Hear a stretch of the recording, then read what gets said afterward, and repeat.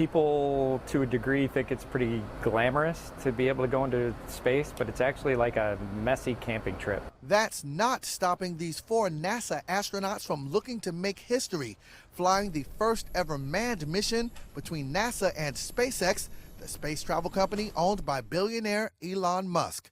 For nearly a decade, America's space shuttle program has been grounded, forcing U.S. astronauts looking for a trip away from Earth to hitch a ride on a Russian Soyuz. But that's about to change as the U.S. tries to restart manned space flights from American soil with a new cutting-edge corporate partner in SpaceX. U.S. astronauts Bob Behnken, Doug Hurley, Mike Hopkins, and Victor Glover will provide the manpower. SpaceX, for its part, is lending its design prowess to the Crew Dragon capsule and the Falcon 9 rocket that will launch both crews into orbit. And for these astronauts, the SpaceX upgrades are impressive.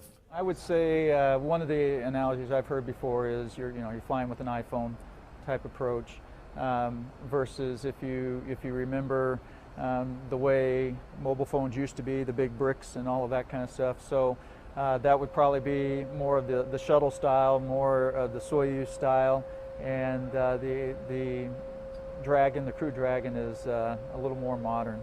The goal of the design changes? Make the spacecraft easier to fly. As one astronaut put it, flying will feel more like driving a car than a spaceship. But that's all hypothetical, since previous flights didn't have a crew.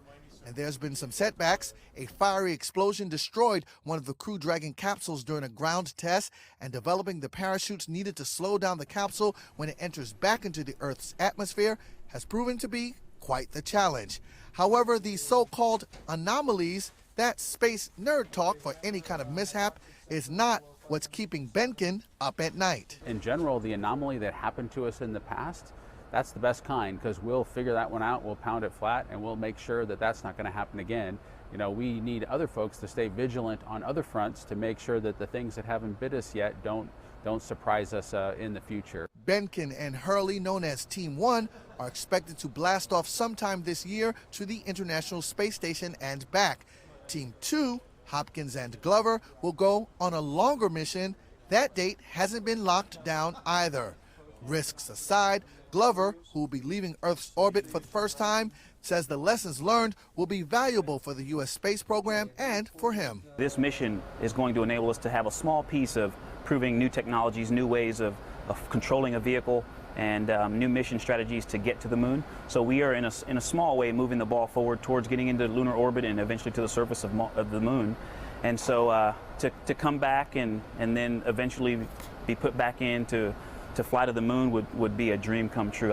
As for Hurley, this mission is very personal. The last time we flew from the United States, I was on that vehicle, and I kind of feel like, you know, as Bob mentioned earlier, as I wind down my career as a NASA astronaut, to kind of leave it with that capability once restored. Hurley says on that final flight, the crew left behind an American flag on the International Space Station, and he wants to be the one to bring it back to Earth.